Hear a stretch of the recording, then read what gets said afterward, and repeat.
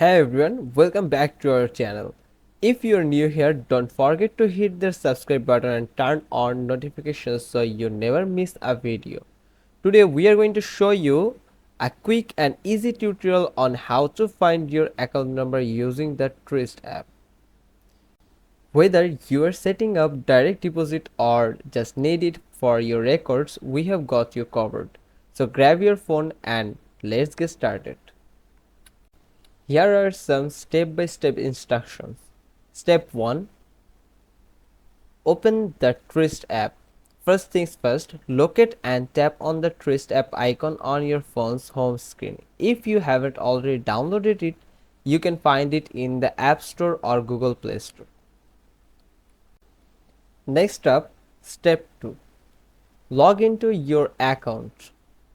Once the app is open, go ahead and log into your account using your username and password. Be sure to have this information ready for a smooth login experience.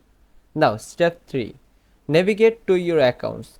Now that you are logged in, you will land on your home screen. Here, look for the Accounts section. I repeat, Accounts section. This is usually at the bottom or in the menu bar. Tap on it to view your list of accounts. Step 4. Select the desired account. In the account section, you will see a list of your accounts. Tap on the account for which you want to find the account number. This will take you to the account details page. Step 5. Find your account number. On the account details page, you will see various information like your current balance and recent transactions. Look for your account number, which is typically listed near the top or under the account info section.